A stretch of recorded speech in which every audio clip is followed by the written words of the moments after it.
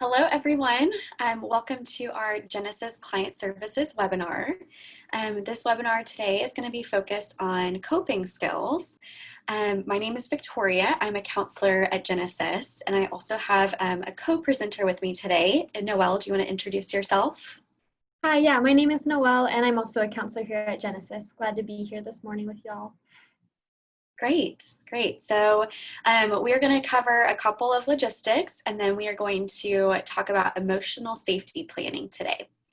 So just as a reminder, this presentation is for educational purposes, so please consider your own situation and safety concerns before putting into practice any of the ideas talked about today. Safety is really important to us. We want to make sure that you are watching this safely. So please be sure to watch this webinar in a safe place where only safe people can hear it. This might be wearing headphones to make sure that no one else can hear what you're watching. Also, it might be a good idea to clear your browser history after watching the video if someone monitors your phone or computer. If you're watching this video live on Zoom and you need to leave the live Zoom webinar quickly, remember that you will have to click end a couple of times and close the Zoom page. Confidentiality is also something that's really important to us. So we want to make sure as you're watching this that your confidentiality is kept. So please do not use the chat feature on Zoom. If you use the chat feature, your name and comments will be seen by anyone watching the live video or the video recording, which will be on YouTube later. If you are watching this on YouTube and it's later, please just also remember that we don't look at any comments, and if you were to leave a comment, that your name and comment would be seen by anyone else who watches the video. So it's a good idea just not to leave any comments on YouTube as well. If you do have questions about what we talk about today, we want you to reach out to us personally to be able to answer those questions. So here is our contact information. This will be at the the end of the slides as well. We will have this contact information up again. So if you have any questions about anything we talk about, please feel free to call us or email us. Okay, so some crisis information. This video is not meant to be a replacement for crisis support. So if you are in a crisis moment or you need help with emergency safety planning, or if you're looking for emergency shelter due to domestic violence, please reach out to our 24-hour hotline number. That number is 214-946-4357. If you would like to sign up for counseling at Genesis or you want to talk to a counselor about your situation, you can also call our Genesis Outreach Office number, which is 214-389-7700.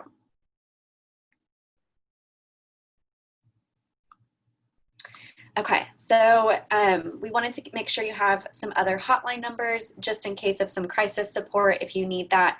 So again, here's the Genesis Women's Shelter and Support hotline number. And we also have the National Domestic Violence hotline number here. The National Domestic Violence Hotline does have a chat feature on their website. So if it's not safe for you to talk on the phone, you can utilize the chat feature at thehotline.org. And we also have the National Suicide Hotline number here as well. All of these numbers are good phone numbers to have in your phone, just in case you might need them in the future. And we're actually going to talk about this a little bit later in our presentation today. Okay, so like I said, we are discussing emotional safety planning. So emotional safety planning, I think this is something that's really misunderstood. A lot of people don't really know what that means when we say emotional safety planning. So first I'm going to talk about what it is and explain how to do emotional safety planning. And then later on, I will talk about why it's helpful and why it's beneficial to make an emotional safety plan. So an emotional safety plan is just about developing a personalized plan that helps you safely experience your feelings and emotions. And it can also be a safety plan to help you get through an emotional crisis. So if you were feeling very overwhelmed, or if you were feeling, like you were having a panic attack, for example, pulling out your emotional safety plan could be something to help you in that moment. We call that kind of an emotional crisis. This could also be something you could start using if you were starting to have suicidal thoughts, if you were starting to have those thoughts of hopelessness, feeling like your situation is so hopeless, not knowing what to do. You could pull out this emotional safety plan and use this as well. Definitely, we want you to have some resources for support too if any of this is going on. So like I said, I will have the information to reach out for professional support as well a little bit later on. And again, here at Genesis, we always talk about safety, how that's the #1 priority for us. And I think this also includes emotional safety. So I think, again, physical safety always sounds like the biggest thing. Like that's, what people think of when they hear a safety plan is physical safety. But we also really believe that emotional safety is really important too. And so that's what we're going to talk about today. So how to emotional safety plan. So the first step is to identify triggers. So a question to ask yourself, what are things or situations that overwhelm me and trigger me? So being able to think about like, what do I know happens in my life that makes me feel really overwhelmed? Or what are some things that I can anticipate I might have a hard time with if these were to happen? So for example, maybe it's work stress. If you have a lot going on at work, you might be a little bit more emotionally raw, or maybe you have, a little bit of a harder time. And so maybe having this emotional safety plan when you're going to be really stressed because of work could be helpful. Some other examples, maybe it's spending time with a certain person or, friend, a family member. Maybe that's really triggering. So you want to make sure you have an emotional safety plan for that. Some other examples, when my partner yells at me, maybe having this emotional safety plan if that were to happen, or when my children don't listen to me. These are all examples of different situations that might be triggering or overwhelming. So after identifying what triggers you, then identify my warning signs. So what are the signs that tell you you're starting to become overwhelmed? Or what are the signs that an emotional crisis might be beginning? Another way to think about this is, how do I know when to use my emotional safety and coping plan? These warning signs could be thoughts, they could be feelings, changes in your mood, maybe it's specific behaviors that let you know I'm starting to have a hard time, changes in your sleep patterns, maybe it's even body sensations and clues in your body that let you know you're having a difficult time or you're in an emotional crisis. So some examples of some warning signs could be when you notice your heartbeat is racing, when you notice that pounding sensation in your heart, or maybe, I specifically, I sometimes notice my face starts to feel hot or starts to feel warm when I'm getting really upset or I'm getting really frustrated. Another example could be noticing when you have the urge to cry, or maybe it is crying. That could be a behavior that lets you know I'm having a really hard time. Some thought examples, maybe you notice some thought patterns whenever you're starting to have an emotional crisis. Maybe you're telling yourself some thoughts like, I can't handle anything, or I'm such a failure. Or maybe it's, I can't get through this situation, or this feels too much, this feels too hopeless. Those could all be some negative thoughts that could be signs that I'm starting to have an emotional crisis.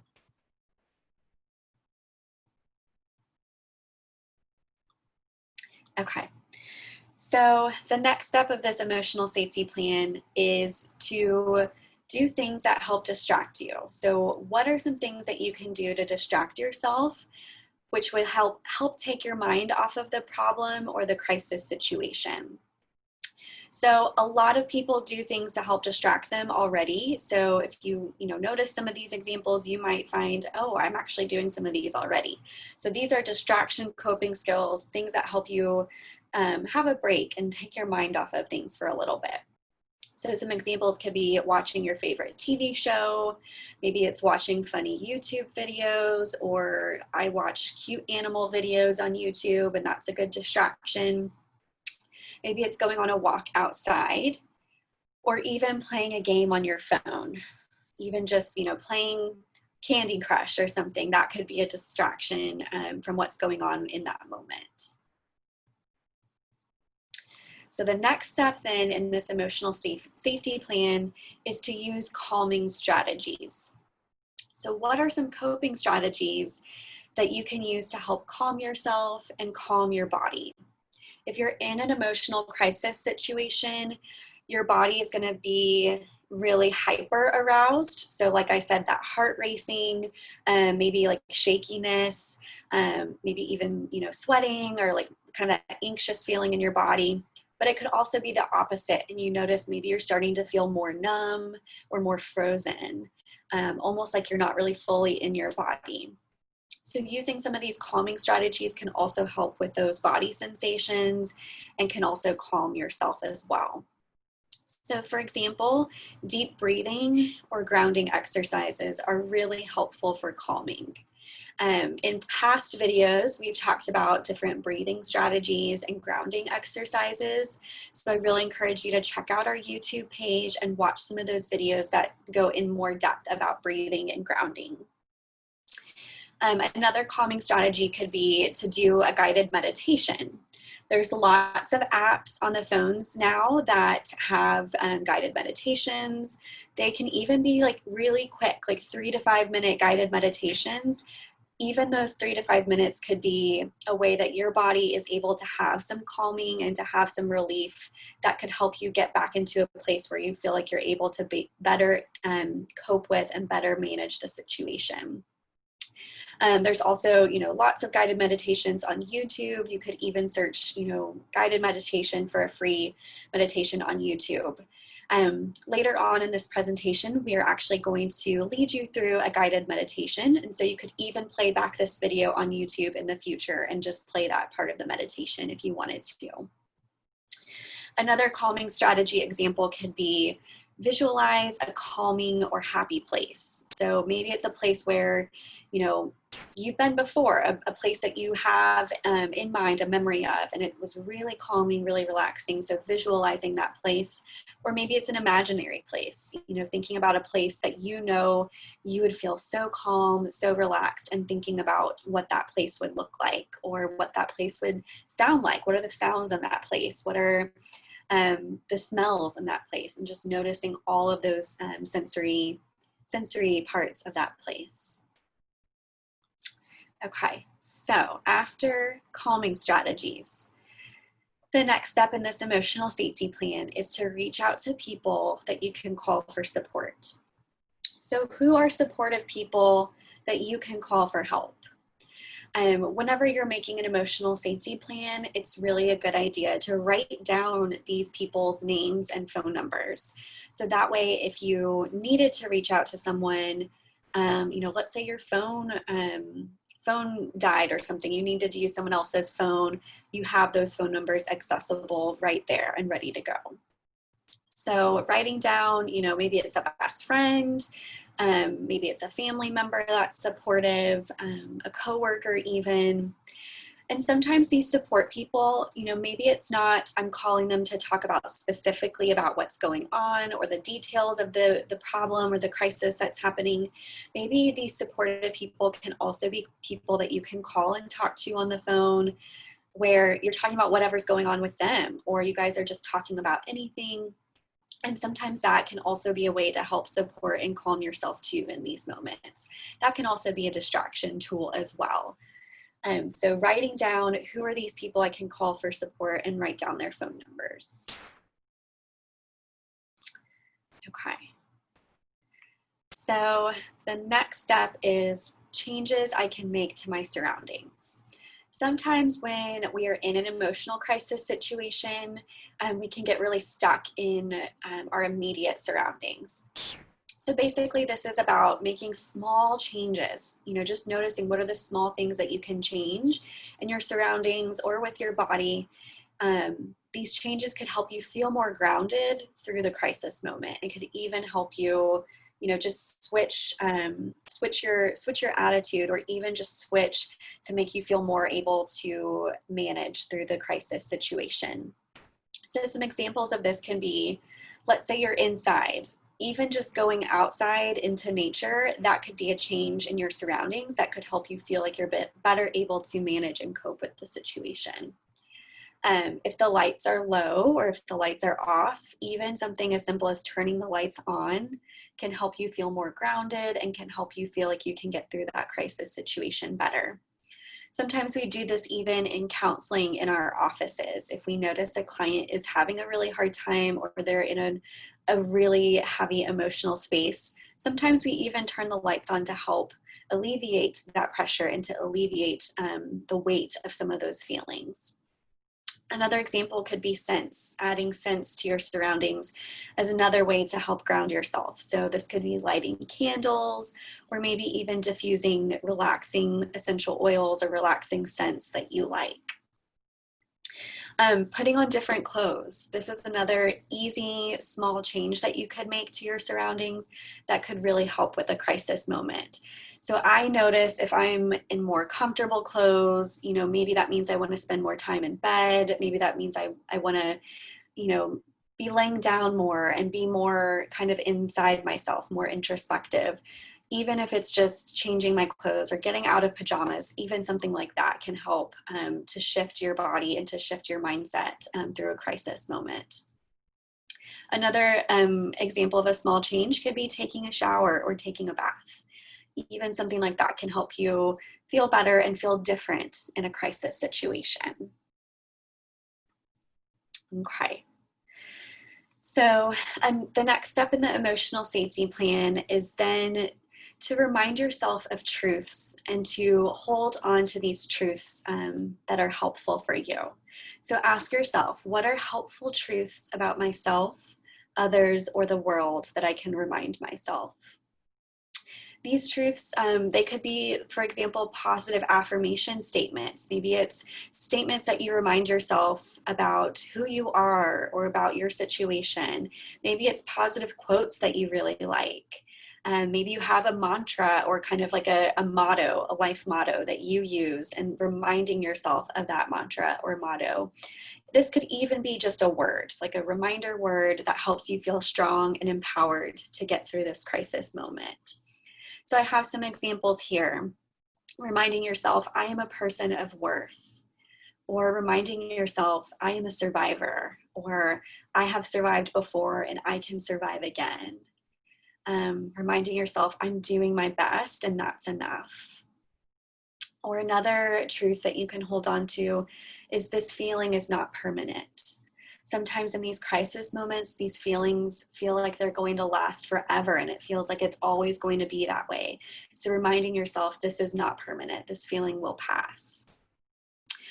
One of my coworkers has a mantra that she has for herself, and that's choose joy and be joy. So maybe that's something that you could remind yourself in these moments. Remind yourself of that mantra or motto that you have for yourself. So after you've been through all of those steps in this emotional safety plan, the last step is to reach out to other professionals or resources that can support you. So if you're still having a difficult time, if you're having a hard time managing through an emotional crisis, who are professionals that you can call for help or other organizations that you can call for support? Again, it's helpful to write down these names or these organizations and write down the phone number. So that way you have it written down just in case you need it whenever you need it. So this could be, for example, writing down your counselor's name and their phone number. It's maybe having the Genesis hotline, having that written down and having our hotline number written down as well. Maybe it's the National Suicide Crisis Line.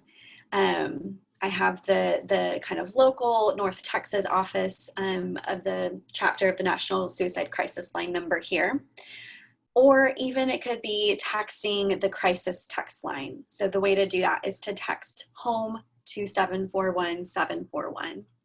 So having this list of resources could be really helpful in a crisis moment.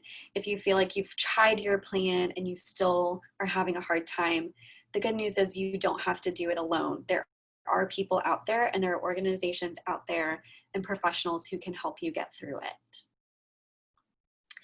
So here is the emotional safety plan process. So here's all the steps that we just went over. So again, emotional safety planning is first identifying what are your triggers? What are those things that you know might overwhelm you or trigger you?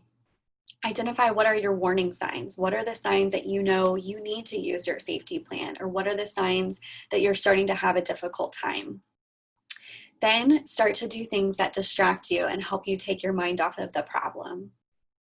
After that distraction, then you can use calming strategies. So using coping skills that help calm you and calm your body. Then you can reach out to your supportive people for help and call those supportive people. The next step is try to make some changes to your surroundings, even if it's a simple change like changing your clothes or even just turning the lights on or going outside. The next step is reminding yourself of those truths that you can hold on to, reminding yourself those positive affirmation statements or maybe positive quotes that you like. And then the last step, after you've been through all of those steps, if you notice you're still having a difficult time and you need more help, try this list again. If you get through 1 to 7 and you're still having a difficult time, go back to 1 and go through the whole list again. If you're still having a hard time, then move on to step 8, which is call the professionals and call other resources for help. Like I said, you don't have to do this alone, and there are people who can help you through an emotional crisis. So why is safety planning or emotional safety planning important? An emotional safety plan can help you feel empowered and can help you feel more confident to get through a crisis moment. Thinking about the next time I have a panic attack, what am I going to do? And having this plan in place ahead of time, that can actually help you feel more empowered to get through that moment, or help you feel more confident knowing I have some plans and I have some tools that I can use if this is going to happen to me in the future. So feeling more empowered and feeling more confident, that's a really big helpful advantage to emotional safety planning.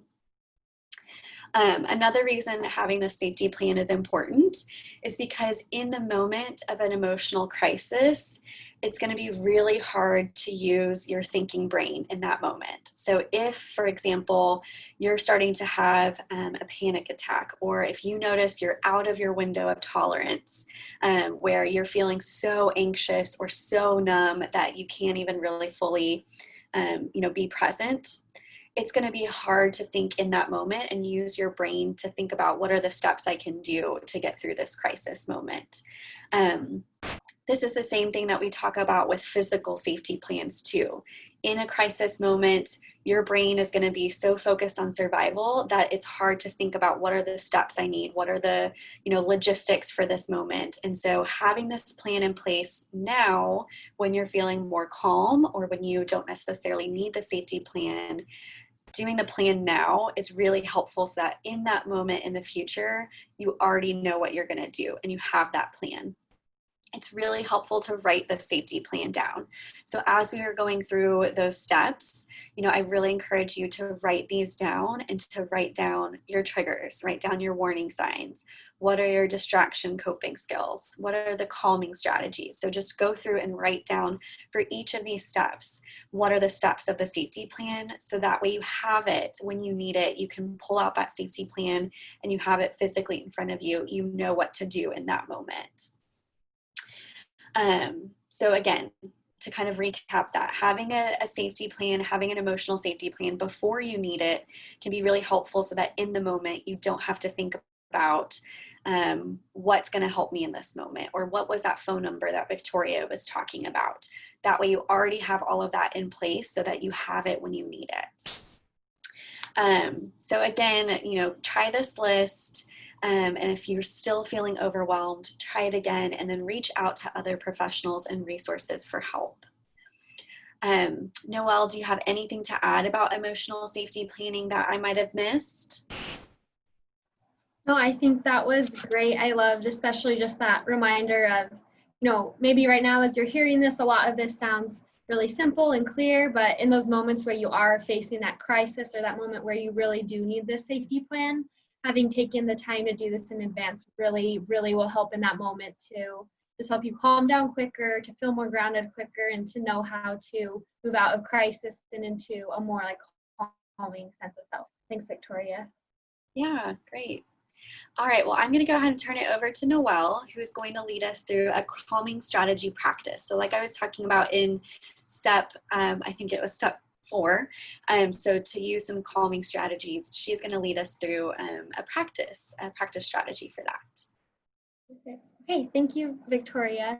All right, so I just would invite you to get comfortable wherever you're watching this. You're welcome to put on some like soft background music.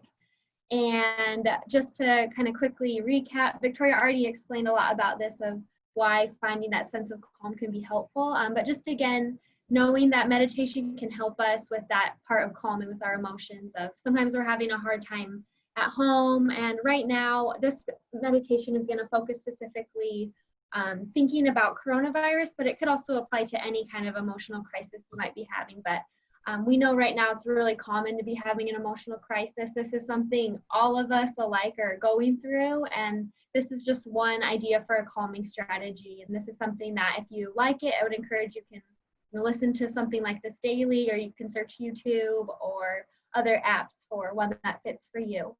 So that being said, we'll get started. It's going to be about 5 minutes. So find just something comfortable. You can close your eyes as well and just take a seat back.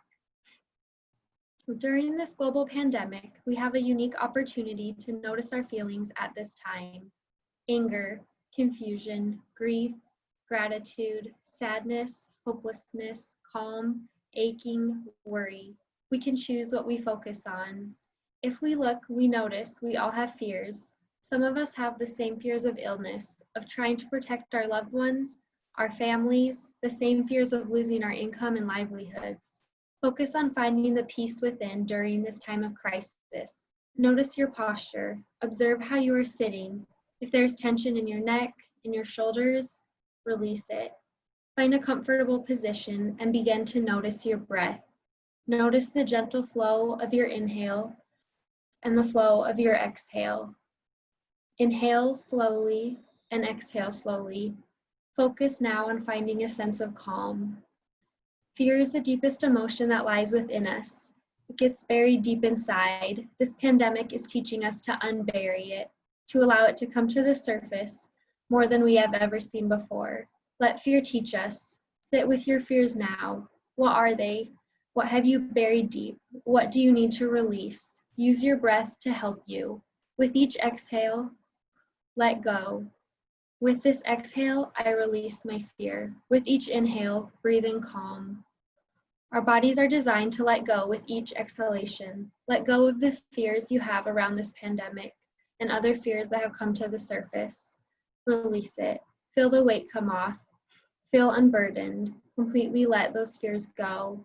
If not, continue to work on your exhale. Again, remembering our bodies are designed to let go and release. Continue to work your breath deeper. Feel your anxiety on the surface. What anxiety has this pandemic stirred within you? What are you uncertain of? What anxiety has it stirred among those that you love? Do you see how it keeps you from being centered?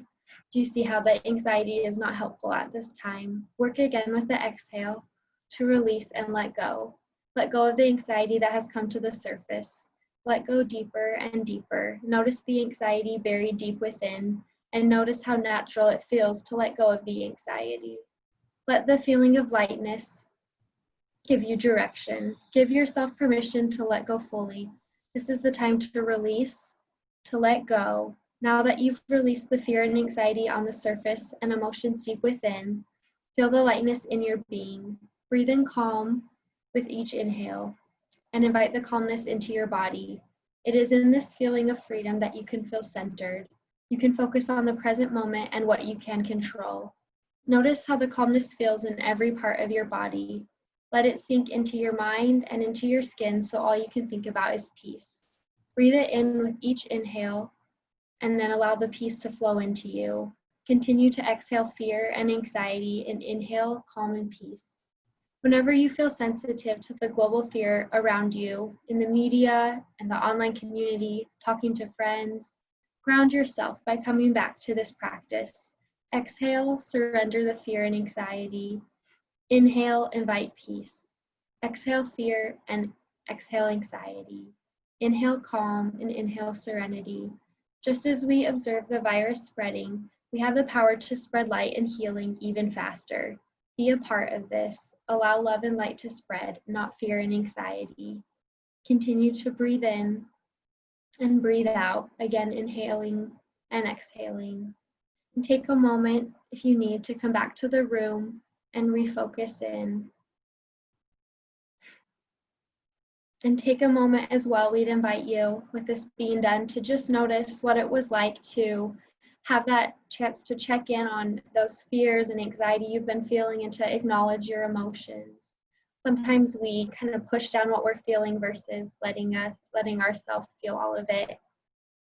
If as we've gone through this today, you've noticed a lot more feelings come up and you're feeling like you need more of a check-in, please don't hesitate to reach out to us or any of the other resources that Victoria provided. We'll show you at the end our information again, but thank you for watching today. Again, if you do have any questions, we would love to hear from you. You can reach out to us via phone call or via email, whatever is safest and most comfortable for you. And we look forward to seeing you next week. Yes, thank you, everyone.